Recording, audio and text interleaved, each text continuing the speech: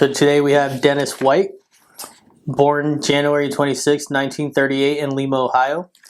You were raised in Springfield, Ohio, attended grade and junior schools there, played Little League Baseball and started a music career.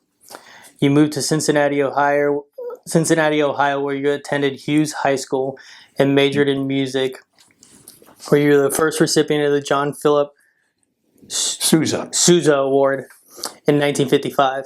And you also attended University of Cincinnati music courses. Is that right? Yes. Okay. And then you took some private lessons at the Cincinnati Conservatory of Music. Graduated in 1955. You enlisted in the Navy under Kitty Cruz to join the music program. Your boot camp was at Great Lakes. And then you went to Navy School for Music in Anacostia, Maryland? That's correct. Yep. Spent entire active duty at the Brooklyn Navy Yard and then left the Navy in 1959. And then from there you did 50 plus years of banking in Springfield, Ohio. And Florida. And Florida as well.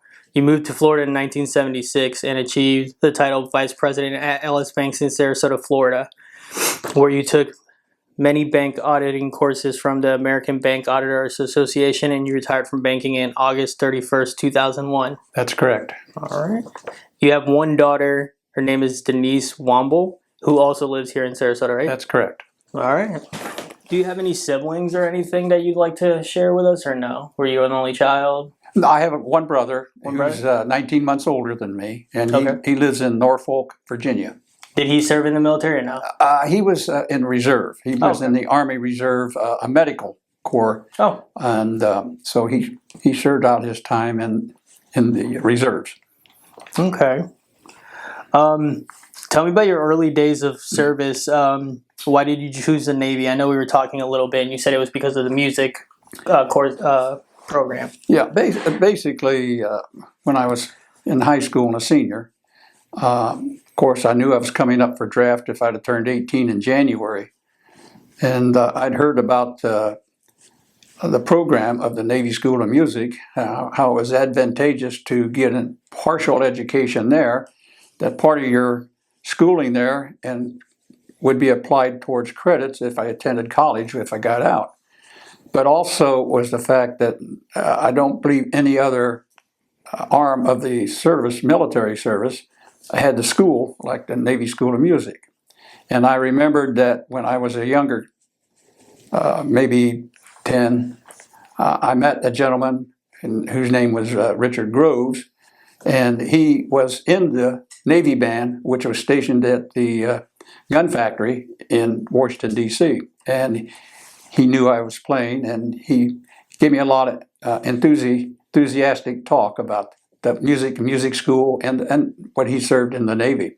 So that inspired me to look to the future. And also, I did not want to be drafted at the time in 1955. All the Korean veterans were leaving their service and coming home. So we had a massive draft that was going on, and I could have been drafted into any one of the services. Wow. And I wasn't sure what kind of education I would get in the Army, Marines, or whatever at the time. So then I put two and two together and decided that Navy School of Music was an advantageous area to turn towards, and I did. And so my parents signed for me. I was underage, and I enlisted, went through the boot camp, played in the boot camp band, and then took the test. And they decided I had the option at the time, if I wanted to continue serving and going forward, that's fine. Or if I didn't pass the test, I could go back home and then wait for the draft. So naturally, I took the School of Music, and I followed that path. I don't blame you. You said you also played the clarinet, right? Yes, my basic instrument originally was the clarinet, and then I also picked up the alto saxophone, and I played most of the reed instruments in the saxophone class, and I took lessons on each one at the Cincinnati Conservatory of Music while studying there when I could. What was boot camp like? Did Well, you got any fond memories of that? fond memories, but cold and chill. The Great Lakes in November through February is not a place to be. It was very active at the time because most of the draftees were going into the services and the Navy, and they had closed right after World War II a part of the barracks, and so they had to reopen them for the multitude of sailors that had been drafted. And so I went to Great Lakes, Illinois, into a recruitment class where we had to live out of our sea bags. We did not have lockers. We had nothing except sea bags and ditty bags that actually draped off the bed. And it was quite an experience. And when you get 14 inches of snow and it's 29 below zero, it's a challenging episode at the time. That sounds miserable. Oh, yeah. At times it was. Yeah. And then from there, after you're done with training, you headed to Brooklyn, right? To the Brooklyn Navy Yard? Well, after graduating from the Great Lakes, Illinois, I was headed to the School of Music in Anacostia, Maryland. So I think I had a couple weeks to go home, and then I reported at the School of Music. And it was like a 7 or 8 month tour there for schooling. So I spent that time. And after I graduated from the School of Music, and you guys will call it a freshman class, because you can go back for advanced courses and conducting and all kinds of courses you can get there and get higher education in music theory. So I graduated from there, and then I was assigned to go to the Brooklyn Navy Yard to relieve a gentleman who had left the service there. So I was transferred to there right out of school. Nice. That's a good area, it seems like, to be stationed at. Yes, I enjoyed it tremendously. It was very educational. Yeah. Did you, what was the hardest part of the music training that you can remember? Well, it was, I guess the idea was to try and remember and cram all the education you could get into. It wasn't as if you went to a university to get the theory and the education there. We were constantly technicians, and they gave us tremendous amount of workload to practice your techniques and learn how to be an all-around musician on your instrument. We were actually going to be like the music program was designed as a recruitment instrument. So it was difficult to cram. We would go to school from 8 to 5, 5 days a week, sometimes 6. And plus on weekends, while we're in school, we were called to do many funerals over at the Arlington Cemetery. Oh, wow. And I saw many funerals. I played at many funerals where high-ranking officials, where we had caissons, horse-drawn, and anybody that's eligible to be interred into the Arlington Cemetery. So we spent a lot of weekends we spent there on funerals. So we also schooled and performed at the same time. Wow. Now, tell me a little bit about the things that you did when you were at the Brooklyn Navy Yard. I know we talked that you were on TV shows, all sorts of things. Yeah, well, as I said, it was educational for me because here I am, a young man. I'm like 18 years old, out of the music school. And I believe many times in I think it was 55, they laid the keel for the carrier forestall at the Brooklyn Navy Yard. And I believe in 1956, one of those years, it became when they commissioned the forestall, the Tonight Show that was on every Saturday night, and it was hosted by Steve Allen at the time. Wow. And he was playing his Tonight Show on the hangar deck of the forestall. So so we, as a band member in Brooklyn Navy Yard, we were instructed to go and play on that. So we were live on the Tonight Show from the hangar of the forestall. My father saw that and he couldn't believe there's my son playing at that time. And other times we would get to. I got to see Sammy Davis Jr. On Broadway. Wow. And I got to see the premiere of the South Pacific movie that was made with at that time, and we would get to see operas, Broadway plays, concerts, and we traveled a lot. And the most important one I remember was the year, I think 1958, the Queen of England visited the United States, and we were honored to play in the parade of Broadway up into the City Hall there. And I got to stand within maybe 25 feet of the Queen of England. So it was quite an educational and exciting experience at the time. Did you guys work with the English military or anything during that time, or it was just they came over to visit and you guys played for them? Yeah, it was strictly a parade. Okay.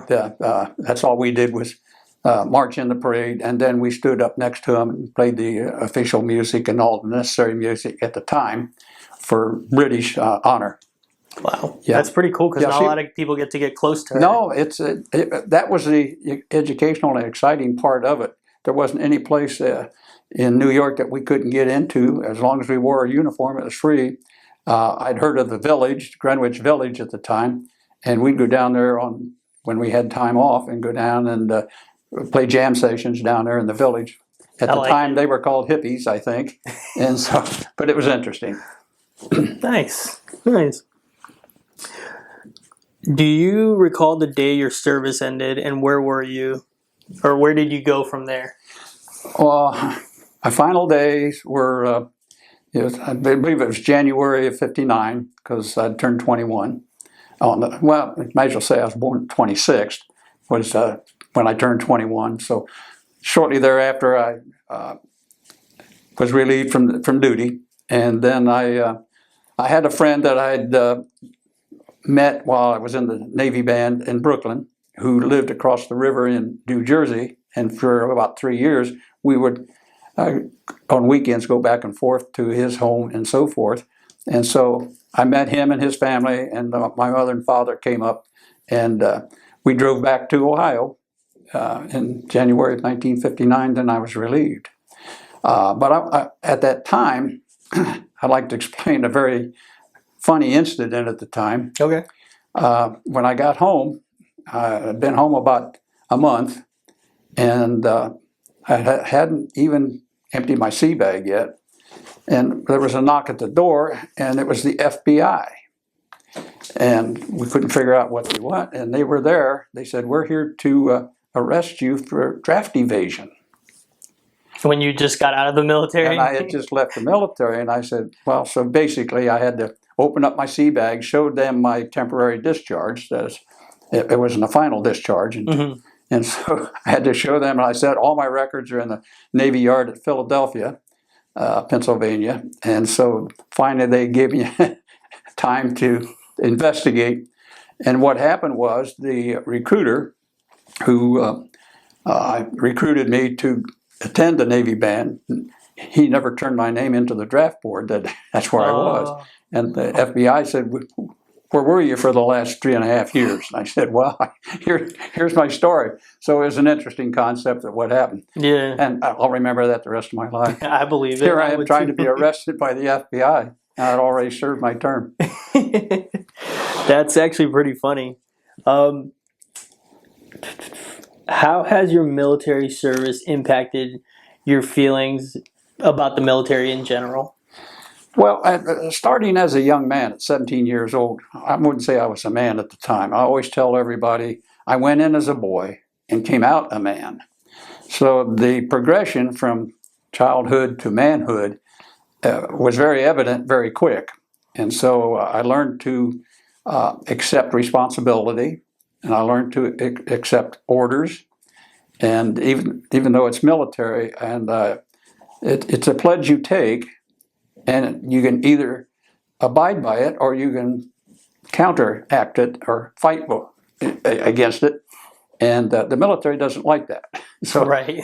they want you to actually, at the time, I felt they beat you down as a young boy, and they bring you up as a man. So that's why I say I came out as a man. So it's to this day, I don't regret the move I made. It was educational. It was good for character, and it made me a believer of the military.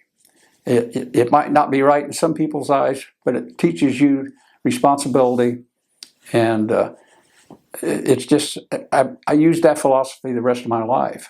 I've never been involved in any investigative problems or situations, but I look back at the military. They trained me to overcome, as the Marines say, overcome. And so, but that was the effect it had on me, and it still does to this day.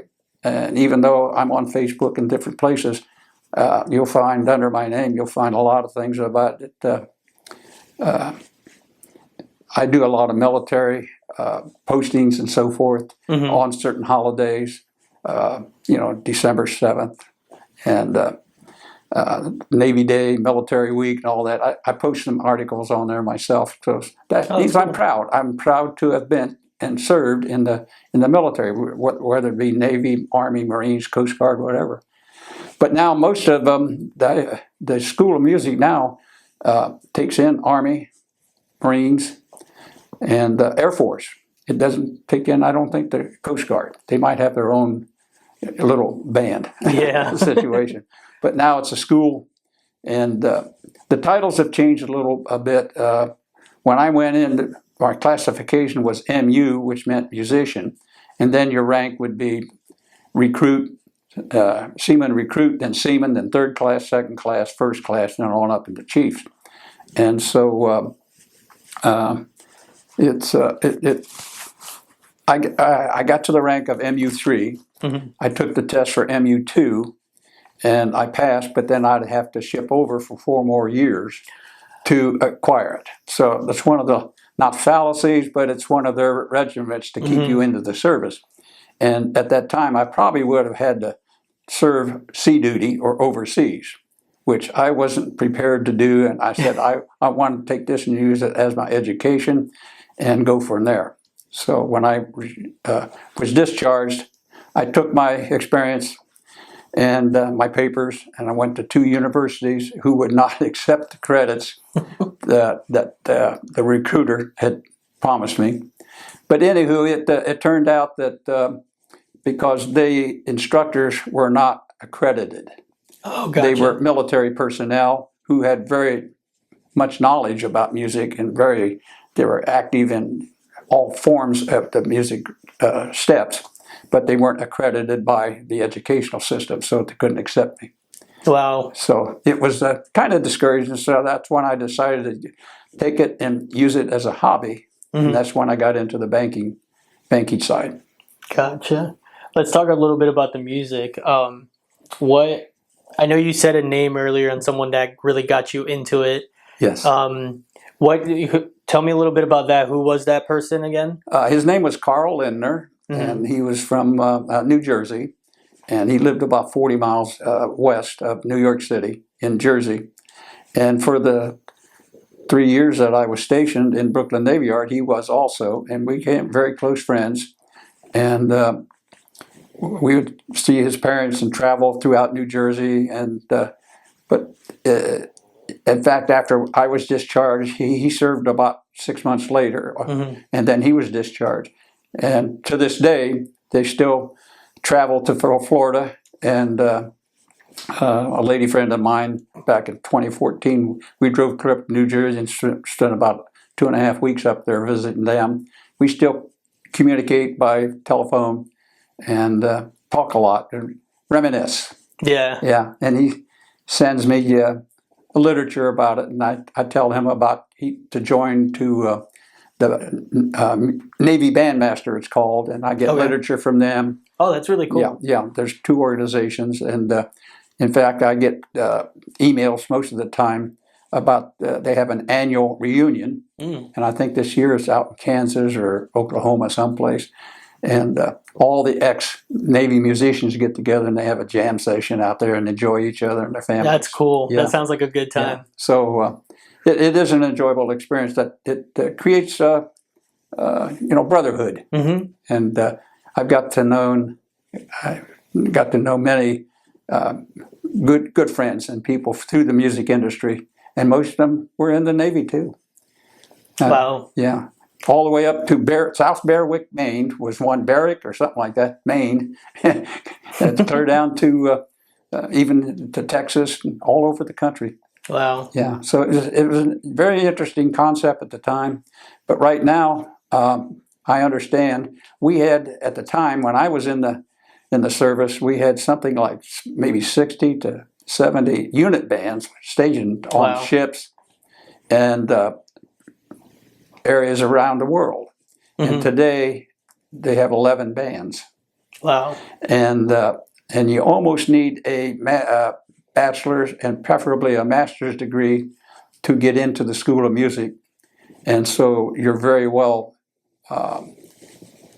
educated and technically sound to go immediately into the bands.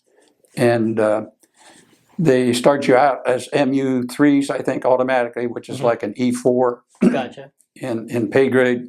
And they make good money. And so with 11 bands, they're stationed in Northeast, Southeast, Northwest, Southwest.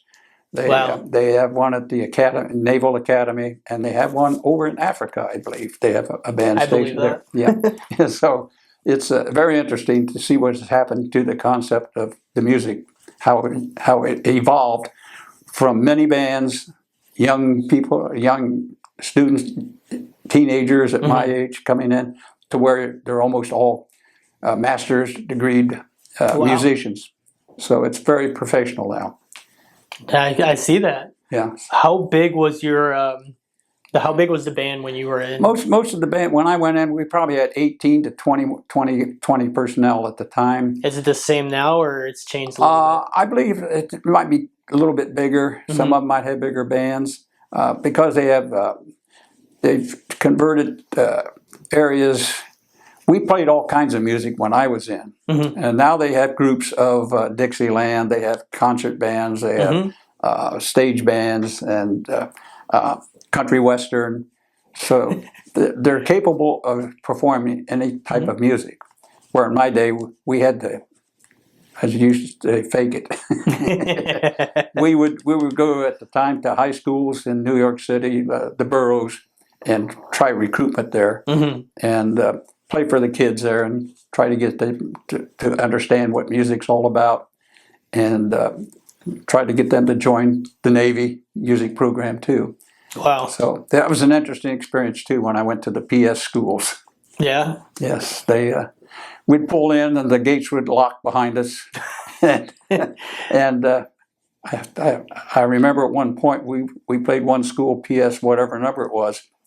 We were on stage playing music, and naturally I was sitting on the outside, the first chair clarinet, and zip, zip, zip, little things would fly by me, and we found out that back in those days they had zip guns, and they didn't relish us being there, basically. So we packed up and left. Yeah. So it's educational experience trying to get young people to understand music, and to me, music has been a godsend to my life, emotionally and educationally and physically. That's really cool. So you said you went into banking and you kind of let music become more of a hobby now. I know you had said you teach it also, like tutor people with clarinet. Well, at sometimes, one point after I left the Navy, I was asked by a gentleman who owned a music store at the time if I would be willing to come and teach students, and I said, sure, I'd love to. And so up on the second floor, he got some students for me, and I taught a number of young kids that were in junior high and high school whose parents wanted to follow the same program. And so I did quite well at educating them, and technically they became better people and better musicians. And some of them went on to universities and colleges and used their music at that point still. So and then I played in local symphonies and local concert bands, and we had a dance band. We traveled around the state of Ohio on weekends, and I used it as a hobby. And go to universities, and we'd play ROTC dances and in different areas at the time. And like I say, I was in the local symphony and the local. They had an opera there, and I got to play in that organization too. That's pretty cool. Yeah, it was interesting. So it broadens your horizons tremendously. Yeah. Yes. Did your daughter ever pick up music or no? Well, yes. At one point, she tried piano and she liked to sing, and she never really followed through with it. In fact, when I came out of the Navy after a number of years, I traded my saxophone in for a piano organ for her. Wow. So she used that because I knew I wasn't going to follow up with down in Florida when we moved to Florida, follow up with it because I did not have the time to spend for the rehearsals down here because I was busy building my career in banking at the time. So I eventually just let it dwindle. But it doesn't. The love for music did not escape me at that point. I have many hundreds of tapes and CDs that I listen to and watch, and just love music of all types. That's good. That's really cool. Tell me a little bit, now that we're past the military stuff, what is the John Philip Sousa? John Philip Sousa Award. Yeah. John Philip Sousa probably was the most notable. I think there was a movie out about him. Okay. He was back in the 1800s. He was a marching band, had uniforms, very strict. And back in the 1800s, they would play at the city round halls, squares, out in the open. And he became very, very famous for his marches. There's many a march that's played now today that was written and arranged by John Philip Sousa. So he became very, very noticeable throughout the whole world, basically. And so at one point, back in the 50s, they decided to honor him by going to high schools throughout the country and states and offer what classified as the top musician or the one has the best attitude and wants to pursue music, an award. And it's a little memorabilia emblem, and it's in the base of a synthetic plastic, and it says John Philip Sousa Award and has a year on it and so forth. That's pretty cool. Yes, and so I was honored to be in Cincinnati when they offered it in Cincinnati. I was told that it was the first award in Cincinnati at the time. That's pretty cool. And they picked me. Well, it was my bandmaster at the time. His name was John Slayman. I just remembered that. He put my name in and wrote an article about it, and so I got the award. Nice. Yeah, I still have it at home, sitting on the shelf. That's cool. That's cool. Yes. It definitely inspired a lot of things from there, huh? Yes. Rewards come later. What would you like people to know or remember about your story? Well, just basically, I would like them to understand that there are those people who are afraid to take a challenge. And if you're enthusiastic about follow your dream and follow your the guidelines that will make you a better person. And it did change my personality. It changed my attitude and my character. Who knows what I would have been if I did not join the music program or even the Navy music program. I don't know where I would be. But it led to many opportunities. Like I said, when I came out, I had to not give up music, but tone it down as a hobby. But I found a banking career. So it led me in the direction of adulthood and just made me a better person all over, I think. Also went to University of Cincinnati to do summer classes between high school? Yes, that was an opportunity that was given. Hughes High School was directly across the street from the University of Cincinnati. And during football season, they have a marching band, University of Cincinnati. And naturally, college and university bands, they like to show how many members they can put out on the field. 50, some have 100. And so the University of Cincinnati came to our high school and said, do you have any students here that like to play in the football games? Get in free. We give you a uniform. You just practice with us. Mm-hmm. And so I actually threw up my hand. I said, yes, I'd like to do that. And they said, but in order to become a member of the University of Cincinnati marching band, you have to become a student. Mm-hmm. So they fixed it so that we could take night courses at the University of Cincinnati. And I took music appreciation, learned all about Beethoven, Bach, and all the great composers. And then on Saturdays at the home games, put on my uniform, run down the stadium steps, go out on the football field and march with them. And I was playing with seniors and juniors at college level. Wow. So it was enjoyable, and that's quite an experience because they took me under their wing. I'm just a young 17-year-old at the time, and took me under their wing, and that helped quite a bit to know that they would help a young student to better themselves in the music field. So I enjoyed that tremendously. I'll never forget that. That's good. Was the marching very similar to what you did in the Navy? Well, during high school, we had a marching band that played the football field. They always do routines, make I don't know what the word you'd call figurines on the field, and then play the school theme song or fight song and all that. Same thing at universities. Ohio State marching band is noted for their perfection, and they spell out the word Ohio, and they dot it with the tuba. He bends over at the end. And so each university has a different concept. Oklahoma has the largest bass drum in the world, and it must be 10 feet high, and two guys are holding it and running it out on the field. And they run a Conestoga wagon out there. So it's fun. Yeah. But at the same time, it's perception and perfection in university football fields. Wow. Is there anything else you'd like to talk about that we haven't covered? Well, no, I think I pretty well went through my career. There's a lot of things I remember, but I just enjoyed tremendously the experience of growing up, and New York City brought me to life real quick. Yeah. I saw the good, the bad, and the evil of a big city, and I stayed away from it. But it gave me the opportunity to see and meet diplomats, people.